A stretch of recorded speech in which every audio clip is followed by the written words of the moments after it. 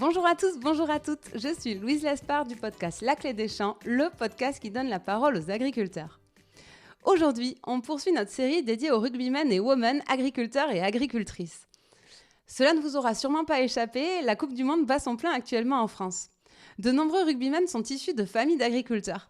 Je voulais donc profiter de l'occasion pour essayer de comprendre pourquoi le monde agricole et le monde de l'Ovalie sont si intimement liés. Et aujourd'hui, j'ai le grand plaisir de me rendre à Lyon pour partir à la rencontre de Jérôme Rey. Il est pilier en top 14 au Loup, le club de Lyon, et il est aussi éleveur de blondes d'Aquitaine et de charolaises. Pour vous dire la vérité, j'avais un peu prévu de faire dans la facilité pour cette fois-ci et d'enregistrer cette interview en visio. Je sais, c'est mal, mais quand on est du sud-ouest, la Savoie, c'est loin. Et puis Jérôme m'a convaincu de le retrouver à Lyon, au stade Gerland. Et honnêtement, j'ai pas été déçue du voyage. J'ai découvert un gaillard au grand cœur. Vous le verrez, Jérôme n'est pas du genre bavard, mais c'est sans aucun doute une des personnes les plus vaillantes qui m'ait été donnée de rencontrer. Jérôme s'est installé très jeune, à 18 ans et hors cadre familial. Il a donc démarré son élevage en partant de zéro. Mais très vite après avoir lancé l'exploitation, Bourgoin lui a proposé un contrat professionnel.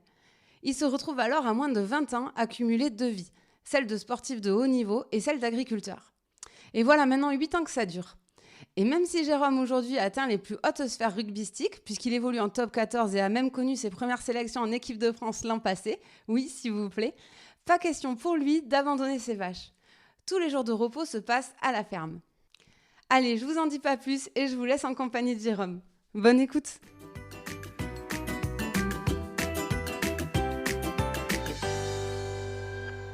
Bonjour Jérôme. Bonjour. Merci beaucoup de m'accueillir à Lyon. Pour démarrer, est-ce que tu pourrais te présenter et nous expliquer où c'est qu'on se trouve actuellement ? Bien sûr. Donc, merci tout d'abord d'avoir pensé à moi. Voilà, on se retrouve à Lyon, là, dans ma deuxième maison, on va dire, à Gerland, donc au Matmut Gerland, au rugby. Et voilà, avec plaisir de te recevoir. Et donc, tu es joueur de rugby au Loup, à Lyon, en top 14. Oui, tout à fait. Et éleveur, c'est ça ? Tout à fait, ouais, j'ai les deux casquettes, qui est encore assez rare et plutôt rare dans le rugby à haut niveau. Carrément unique. Ouais, vraiment sur les deux. Voilà, je suis chef d'exploitation près d'Albertville, avec une exploitation à l'étang. Et puis à côté, rugbyman à Lyon, au poste de pilier gauche. Et ça a été quoi le déclic pour toi de devenir éleveur ? Tout d'abord, la passion. De toute façon, là, j'ai deux passions. Mes deux métiers sont deux passions. Et donc, une partie, mes parents m'ont donné goût en étant dehors de mon enfance. Et puis, un voisin aussi, tout ce qui est animaux, soins. Voilà, c'est comme ça que j'ai pris goût à l'agriculture. Tu dis tes parents m'ont donné goût, mais ils n'étaient pas agriculteurs, tes parents. Tu t'es installé hors cadre familial, non ? Oui, tout à fait. Mes parents, ils avaient 5-6 hectares, donc on faisait du foin en petites bottes, là, comme beaucoup connaissent, en moyenne densité de 15 kilos, qu'on vendait en montagne à Beaufort, et puis un petit peu 3 hectares de maïs qu'on ramassait au corne-piqueur. Voilà, tout simple dans l'enfance, mais voilà, ça te met déjà d'abord, il faut s'occuper les foins, connaître la chaleur, la dureté du métier, tout ça. Donc si on a un peu ce gabarit là aujourd'hui, je pense que c'est un peu grâce à eux aussi. Et après, comment tu as construit la ferme ? Parce que est-ce qu'il y avait un hangar pour les bêtes ? Comment tu as acheté les animaux ? Tu peux nous raconter tout ça ? Bien sûr, voilà, j'ai eu la passion, en même temps toujours le rugby. Donc j'ai fait mes études. Après j'avais un parcours aussi, j'avais le choix de faire un sport-études. J'ai été choisi pour faire un sport-études à Villefranche, mais il n'y avait pas l'école d'agriculture, on va dire. Donc j'avais le choix, je partais dans le rugby ou vraiment agriculteur. Donc le rugby, je me suis dit, de toute façon, je pourrais le faire. Et le métier d'agriculteur, il faut des diplômes. Donc je me suis choisi à rester ici en Savoie, au Château Reynac, où j'ai pu faire un bac pro conduite et gestion d'une exploitation agricole. De 3 ans, et à partir de là, à 18 ans, je me suis installé. J'ai loué des bâtiments pour commencer. J'ai acheté mes propres vaches où tu n'as qu'à faire tes emprunts. Et voilà, on a commencé à faire de la viande comme ça. Comme on est en Savoie, j'ai commencé à acheter des vaches de réforme, Tarine, Abondance, Montbéliarde, qu'on engraissait, qu'on vendait à Bigard pendant 2 ans. Et puis après, tout doucement, on a vu ce qu'il fallait plus faire. Faire un peu moins mais de la qualité. Et maintenant, voilà, on est en charolaise et blonde d'Aquitaine où on vend, on transforme, on laisse transformer à l'abattoir de Chambéry par contre. Donc c'est tué, découpé et puis ensuite on valorise nous-mêmes avec nos propres clients, nos bouchers et puis quelques restaurateurs. Oui, tu as fait le choix de la vente directe. Exactement, voilà.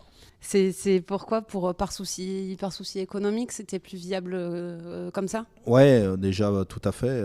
Comme on peut le dire, t'enlèves un intermédiaire. Les gros intermédiaires partent serrer, c'est tout ce qu'ils font. Et puis après, on a eu le client qui est à côté de nous, qui nous cherche, qui veut manger bon. Et tout doucement, on a fait comme ça. Et puis maintenant, ça marche. Par contre, tu t'es pas facilité la tâche parce que la vente directe, tu vois, en circuit tradi, peut-être tu discutes avec 2, 3, 4 acteurs. Là, en vente directe, t'as combien de clients? Ouais, on arrive à 3500 clients maintenant. Donc, bien sûr que oui, mais d'un côté, on fait ce métier-là aussi parce qu'on est capable de tout faire. Et ce genre de commercialisation, on voit des clients, on voit des voisins, on voit. Voilà, sinon, quand on est agriculteur, comme tu dis, on voit que des concessionnaires, on voit que des vendeurs. Et on ne s'enrichit pas, donc c'est les personnes à côté qu'on s'enrichit et qu'on marche à côté du monde et que voilà, on va dans les nouveaux environnements pour vraiment marcher, quoi. Te lancer à 18 ans, tu étais quand même déterminé et très mature, non? Parce que franchement, il faut quand même déjà savoir ce qu'on veut faire à 18 ans et puis monter une exploitation de but en blanc à 18. Je sais pas, moi j'en étais pas là à cet âge-là en tout cas. Ouais, après 18 ans, comme tu dis, après oui, j'ai toujours été un peu plus mature, je savais ce que je voulais faire et surtout encore mon caractère là, à part au rugby où je peux recevoir des consignes, sinon non, laisse tomber. Donc voilà, je voulais attaquer à travailler pour moi et transpirer pour moi-même. Et à ce moment-là, tu es à quel niveau au rugby ? Et à 18 ans, toujours en espoir à Bourgoin, Jallieu. Et donc je m'installe. Et puis 6 mois après de m'avoir installé, j'ai eu mon premier contrat pro. Et à partir de là, on ne savait pas trop quoi faire, on s'était lancé. Et puis voilà, on entend un peu tous les sons de cloche, c'est éphémère, les blessures. Donc j'ai commencé à garder l'exploitation. Et là, t'étais foutu. Ouais, voilà, et c'est en fait, on va dire maintenant, voilà pourquoi j'ai les deux casquettes là. Et puis maintenant, voilà, j'ai mon cheptel, ma génétique, mes bêtes à moi, et voilà, surtout ma passion. Combien t'en as des bêtes? Je sais plus si tu l'as déjà dit. On a 95 bêtes, vaches Vaugénis, on a 45 vélages par an, et puis on a 250 poules pondeuses sur l'exploitation. Et t'as des hectares pour des cultures aussi? Voilà, on a 80 hectares, on a 15 hectares de labourable, donc on fait blé, maïs, soja pour l'alimentation du troupeau. Et puis après, tout notre foin, on achète juste la paille derrière la batteuse, à 30 km pour le paillage l'hiver. Et est-ce que le fait d'avoir lancé l'exploitation aussi, c'est qu'à ce moment-là, tu te disais que le rugby c'était cool et tout, mais est-ce que t'as pas manqué de confiance en toi et de croire à ton potentiel rugby pour décider de faire la ferme comme ça en parallèle? Parce que tu aurais pu te dire que tu fais salarié agricole, tu vois, à côté, pour lancer l'exploitation plus tard. Bien sûr, après non, je pensais pas avoir. L'entonnoir, même encore là, est tellement restreint que quand dans une équipe jeune, s'il y en a un ou deux qui percent, c'est incroyable. Et voilà, nous c'était les copains. On voyait un peu les autres, les sacrifices qu'ils se faisaient à faire de la musculation. Et nous, on n'en faisait pas, on portait des bottes. Donc on voyait plus le mec bobo à porter la muscu que nous à porter les bottes. Et au final, c'est nous qui avons la place, quoi. Et du coup, quand Bourgoin te propose le contrat pro, à ce moment-là, c'est une bonne nouvelle où tu te dis punaise, c'est la merde, j'ai les crédits qui ont démarré à la ferme, comment je vais joindre les deux bouts? Un peu les deux, une satisfaction dans le rugby parce que pas tout le monde a un contrat pro. Donc un contrat pro, donc c'est qu'on peut on peut toucher un salaire, dans le rugby. Et puis de l'autre côté, comme tu dis, putain, comment je vais faire l'exploitation, le travail, m'organiser et tout. Et puis au final, on dit maintenant qu'on y est, on a les deux pieds dedans, donc faut avancer. Et puis après, on prend notre marque. On est beaucoup aidé aussi. Mon père m'a aidé, la famille m'a beaucoup aidé. Donc voilà. T'étais loin, Bourgoin, c'est loin de ton exploitation? Bourgoin, voilà, il fallait compter 1 heure de route. Ouais, 100 km, 1 heure de route. Donc les emplois du temps, on s'entraînait le matin. Et l'après-midi, aux animaux. On faisait, comme je débutais dans l'agriculture, donc c'était là où il fallait construire nos bâtiments, nos dalles d'alimentation, tout ce qu'il fallait. Donc beaucoup de maçonnerie à ce moment-là, à Bourgoin. Ça te remplaçait la muscu. Ouais, exactement. Après, voilà, on a une résistance physique un peu plus que les autres pour cela, je pense. J'ai lu dans un article ou une vidéo YouTube, je sais plus, qu'au début, quand t'es arrivé, t'étais nul en muscu. C'est vrai ou pas? Ouais, exactement. J'en ai des anecdotes. Un prépa physique, il nous demande de faire nos max. Il commence à me parler un peu en chinois, avec tel exercice, fais du développé couché, fais ci, fais là. Et pour moi, c'était chinois, je comprenais rien. Donc je regardais les autres un peu comment ils faisaient. Et voilà. Un peu un ovni dans une salle, et maintenant on en rigole, et même là c'est pas ce que je préfère, mais bon, on est obligé. Et alors après, je passe Chambéry, mais en 2019, t'es recruté par Grenoble en Pro D2. Exactement, ouais. Et là, Grenoble, pareil, environ 1 heure de route, un petit peu moins. Voilà, 1 heure, ouais. Pareil, encore 1 heure de route, où je suis pris en Pro D2, donc là on monte encore les marches, ouais. Et là pareil, donc on s'entraîne le matin, l'après-midi sur l'exploitation, où j'ai fait ça pendant 2 ans. Et puis après, là, j'ai vu qu'on avait 25-26 ans. Et tout doucement, on avait en plus de mal. L'exploitation avait grossi aussi. Donc, faire les parcs, on est pas mal en plus. Souvent, les mecs vont comprendre, mais nos parcs sont pas tout embarbelés. Donc, c'est en clôture électrique. Et tous les après-midi, il fallait agrandir les bêtes, faire des nouveaux parcs. Et j'arrivais plus à avancer, parce que le faire une journée tu peux, mais le faire sur l'année et être performant au rugby, c'est autre chose. Donc voilà, j'ai fait ça pendant 2 ans, et ensuite j'ai eu la chance que Lyon rachète mon contrat, on va dire. Donc j'ai pu monter en top 14, et à partir de là, 1h30 de l'exploitation. Je suis toujours resté à proximité de l'exploitation pour la garder, mais là on pouvait pas rentrer tous les soirs avec les bouchons et tout. Donc à partir de là, j'ai pu prendre 2 salariés. T'as démarré au loup en te disant que t'allais tout garder, ou direct tu t'es dit non, là il faut que je m'organise et que je vois les choses un peu différemment? Non, je savais en signant en top 14 qu'en Pro D2 j'étais à la limite. Voilà, tout le monde le sait, c'est limite. Là j'aurais pas pu faire, j'aurais pu, hein, on pouvait dire allez, je signe 2 ans, j'ai l'exploitation mais je joue pas. Ça pouvait être, j'ai que le maillot, il y en a ils seraient satisfaits de ça, mais pour moi non. Donc c'est là où je me suis dit il faut trouver une solution, j'y arriverai pas à faire tout seul, il faut qu'on mette sur l'exploitation. Donc là après j'ai passé pas mal de salariés et j'ai pu trouver les bons. Et t'as combien de salariés là qui te gèrent Là j'ai 2 salariés, donc France qui va s'occuper de tout ce qui est vente directe, préparation, distribution de commandes. Paul qui va m'aider tout ce qui est sur exploitation, donc animaux, curage, soins des animaux, bâtiments. J'ai mon père qui est sur l'exploitation mais qui m'aide bénévolement, parce que lui il travaille encore à l'usine le matin, et les après-midi par exemple il vient à la ferme, il va me regarder tout ce qui est tonne à eau et tout ça quand je suis pas là, et quand on est en période de canicule, quoi. Oui, donc ça fait du beau monde. J'imagine trouver les salariés agricoles, ça n'a pas forcément dû être évident non plus, surtout quand toi, tu as tout monté de A à Z.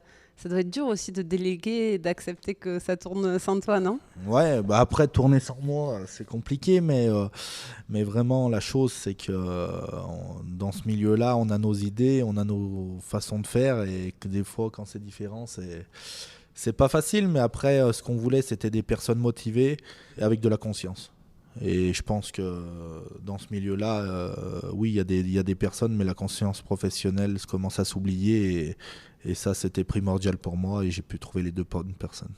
Tant mieux. Et puis derrière, j'ai l'impression qu'il y a tout un projet familial aussi, parce que tu parles de ton père, je crois que ta compagne aussi t'aide pas mal. Il a fallu aussi que ton entourage, il accepte que t'aies cette double vie presque, non? Ouais. Après, on va dire, voilà, ma compagne me suit, elle le savait depuis le début. Oui, quand on épouse un agriculteur, on épouse l'agriculture, il se dit. Exactement, donc voilà. Après, j'ai la chance d'avoir deux petits-enfants, Mathéo et Loane, de 5 et 2 ans.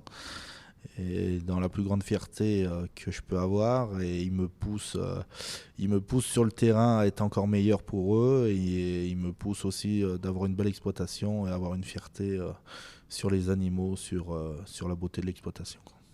En tout cas, tu dois pas t'ennuyer parce que là, sur tes jours de repos, tu vas à la ferme. Du coup, comment tu gères à distance? Tu peux nous raconter un peu ton quotidien, là, au loup? Ouais, on va censurer deux, trois trucs, mais ouais. on, voilà, on va s'entraîner du lundi au mardi. Mardi 15h. Ensuite, on prend la direction, la route en Savoie. Je rentre sur l'exploitation. Ça dépend de la fatigue que j'ai, donc souvent on observe. On voit ce qu'il y a à faire pour le lendemain et le mercredi sur l'exploitation.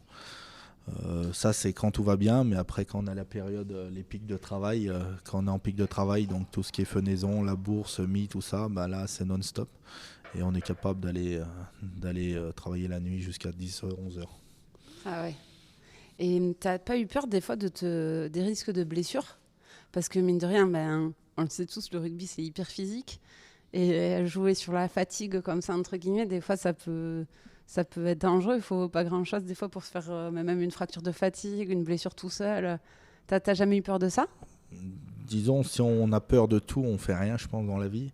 Après, j'ai une chance et je peux remercier mon corps, c'est que j'ai habitué mon corps à être dans le dur. Donc ça veut dire la récupération, et ben, au lieu d'aller dans l'eau, ben, tu vas marcher, faire des parcs. Et en fait, quand tu habitues ton corps à faire quelque chose, et ben, il produit la même chose. Et c'est comme ça que j'ai pu jouer à haut niveau, prendre des impacts le samedi et à pouvoir travailler, le week-end sur l'exploitation. Par contre, après, je vous dis que le canapé et la télé, je l'use pas trop parce que, ouais, on va coucher sans somnifère, hein. Ouais, Jessie Trémoulière, elle me disait pareil, que le soir, elle dormait bien quand elle faisait rugby et vache. Si les auditeurs veulent écouter son épisode, il sera sorti avant le tien.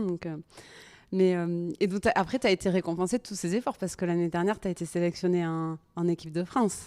Oui, j'ai eu la chance aussi avec les qualités que j'avais sur le terrain et les bonnes prestations. J'ai pu participer choisi dans les 42 joueurs pour les 6 nations où on a pu le gagner.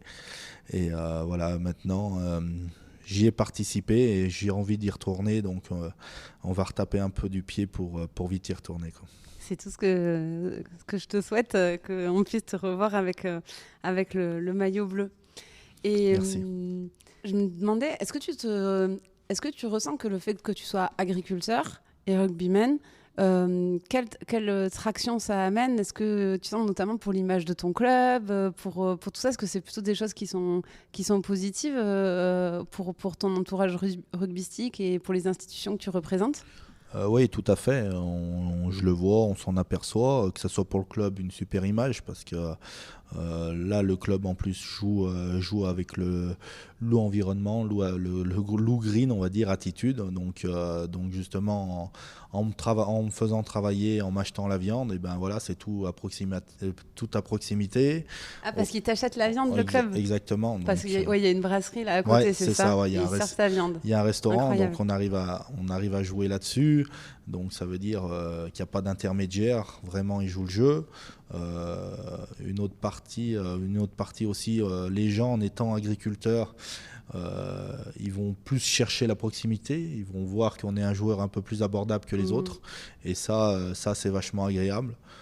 Donc un sourire, un autographe, tout ça, on le fait gracieusement. Et je crois que demain tu pars à Paris. Tu vas nous raconter déjà ce que tu vas y faire, et est-ce que le fait que tu penses que le fait que tu sois agriculteur a fait que tu as été choisi pour représenter le loup à Paris? Oui, bien sûr. Donc demain, demain direction Paris. Encore une fois, je remercie mon club, mes présidents. J'ai été choisi pour aller manger au repas des chefs le midi à l'Elysée et ensuite à l'inauguration de la Coupe du Monde pour aller voir les copains France-Nouvelle-Zélande.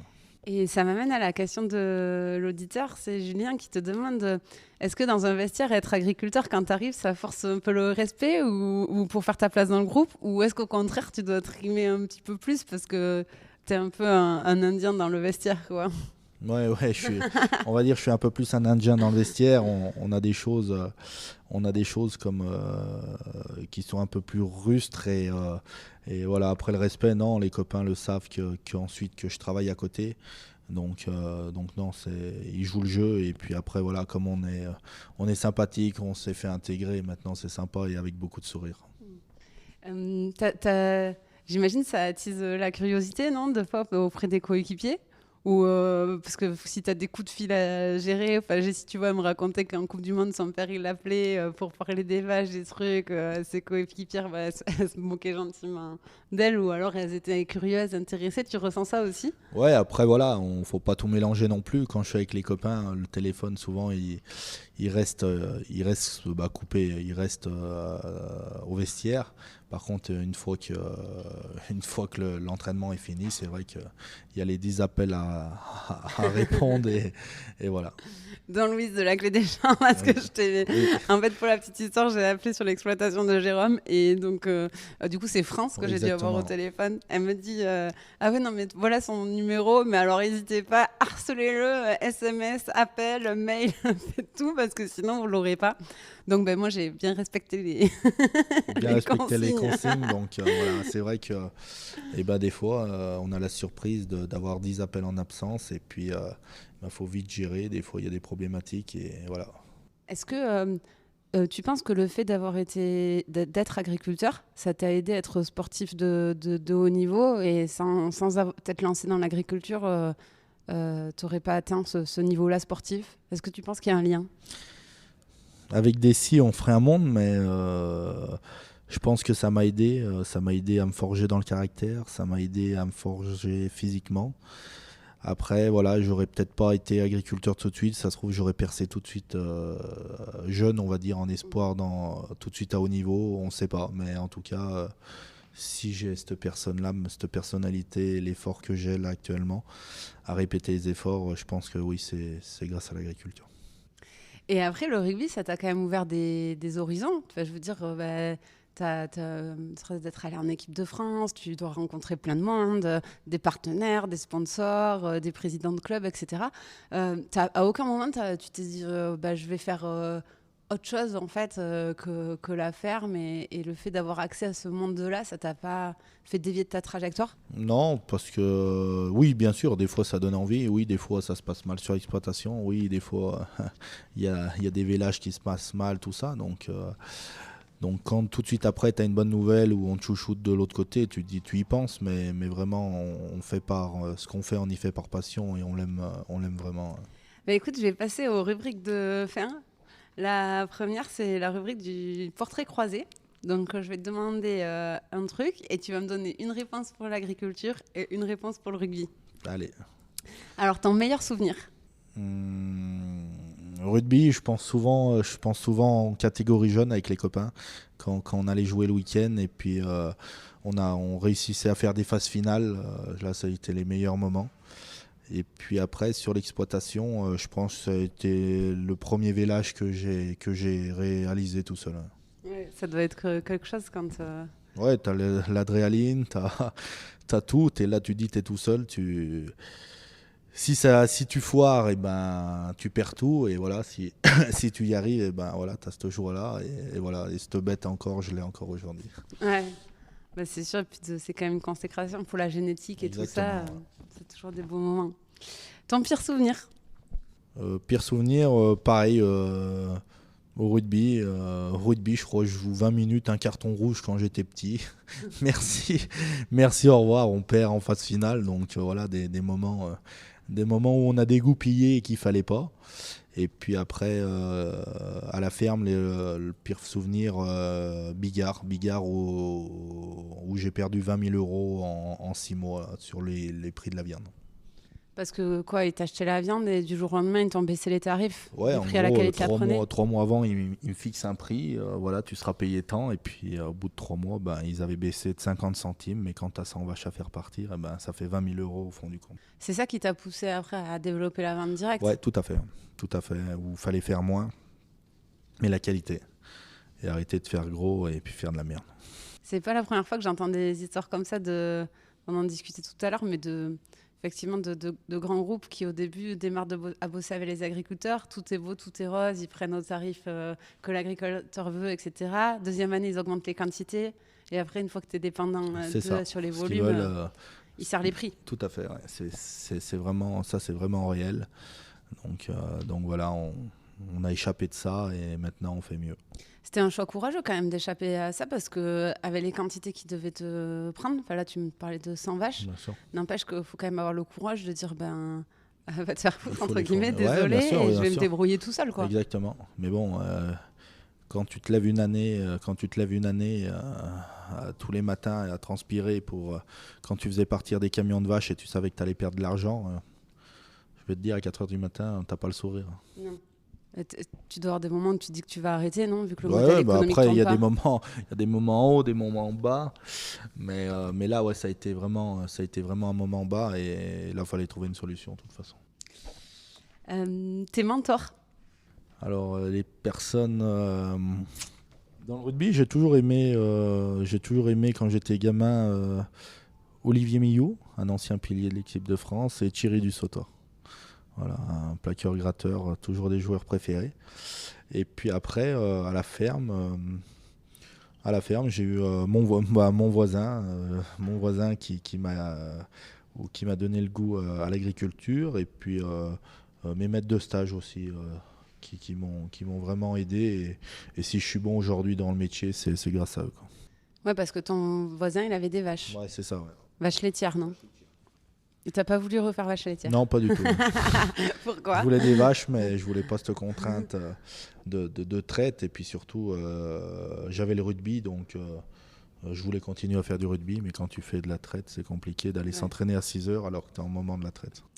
Et pour finir, le truc que tu préfères dans ton quotidien? J'aime bien, je pense, la convivialité, que ce soit le matin à la ferme, encore aller boire le café chez ma grand-mère, ou là au rugby, aller boire le café avec les amis le matin, les collègues, et puis par exemple le soir après les matchs, boire une bonne bière tous ensemble. C'est sûr que la convivialité, ça reste quand même un point commun entre rugby et agriculture quand même. Ouais, c'est ça, et c'est vraiment ce qu'on aime, donc voilà. Très bien. Alors maintenant, on va passer à la rubrique du tac au tac. Donc, je vais te poser des questions et il faut que tu choisisses l'option qui te convient le mieux du tac au tac. Alors, gratter un ballon ou gratter le cou d'une vache? Ça commence dur déjà. Putain, là ça commence dur. Tu vas pas utiliser le joker direct? Moi aussi, je crois que je vais le prendre direct, le joker, les deux. Fourche ou fourchette? Fourchette. Oh, fourchette. Ouais. Tu viens me piller, toi, t'es en avant. Ouais. Plaquage ou vélage? Vélage. Salle de muscu ou stabu? Stabu. La stabu, c'est là où il y a les vaches, pour facile, ceux qui ne savent pas. Déblayer les rucks ou balayer les tables? Déblayer les rucks. Pousser en mêlée ou pousser les vaches au pré? Pousser en mêlée. Veto ou kiné? Kiné. Et pour finir, mettre une cravate sur un terrain ou enfiler ta doudoune sans manche d'agriculteur? Ah, bien sûr, mettre ma doudoune sans manche. Je me fais marrer cette question parce que les agriculteurs, vous me faites rire avec votre doudoune sans manche, mais maintenant j'en ai une en vrai. Mais pour les gens qui écoutent et qui ne connaissent pas forcément le truc, les agriculteurs ont tous leur petite doudoune sans manche à la ferme et même sur les salons et tout ça. Bon, ben super, écoute, merci beaucoup. Et la dernière question, c'est où c'est qu'on peut suivre l'actualité de la ferme, ton actualité, acheter ta viande peut-être?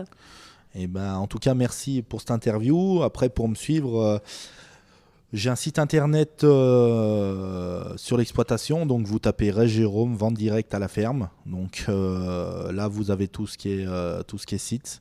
Ou après, voilà, c'est pour me suivre dans le rugby aussi. Ou vous regardez Canal+. et voilà, après le prochain projet, c'est de faire de l'export dans la viande. Donc voilà, je suis en train de travailler là-dessus. Si vous êtes loin de la Savoie, perdez pas espoir. Mais voilà, si vous me commandez, on va travailler là-dessus et pour que tout le monde puisse profiter de la qualité. Merci Génial. à tous en tout cas. Eh bien, merci beaucoup pour ton temps et puis de m'avoir motivé à venir parce que je dois avouer que pour une fois j'avais une petite faiblesse. Je lui ai dit à Jérôme, bon, on le fait en visio. Il me dit mais non, viens à Lyon, ça sera plus sympa. Donc je regrette pas d'être venu. À bientôt. Merci à toi, salut Louis. Et voilà, c'en est fini pour aujourd'hui. Vous souhaitez aller plus loin dans la découverte de l'agriculture ? Si vous êtes dans une entreprise qui travaille au contact du monde agricole, sachez que la Clé des Champs propose des formations à cet effet. L'objectif ? Mieux connaître les réalités du métier d'agriculteur pour vous permettre de mieux performer dans votre job. Après avoir suivi un module e-learning où des experts reconnus vous expliquent les enjeux auxquels est confronté le monde agricole, vous partez passer une journée en immersion à la ferme avec vos collègues et maximum par groupe de 5 pour un véritable vie-ma-vie d'agriculteur. L'occasion de passer de la théorie à la pratique et de profiter d'un temps d'échange privilégié avec l'agriculteur qui vous reçoit. Plus d'informations et inscriptions sur www.laclédeschamps-podcast.fr. Et avant de partir, dernière chose, si le podcast vous plaît, n'hésitez pas à lui mettre une note 5 étoiles ou à en parler autour de vous, ça m'aide énormément à faire connaître le podcast. Merci beaucoup et je vous dis à très très vite.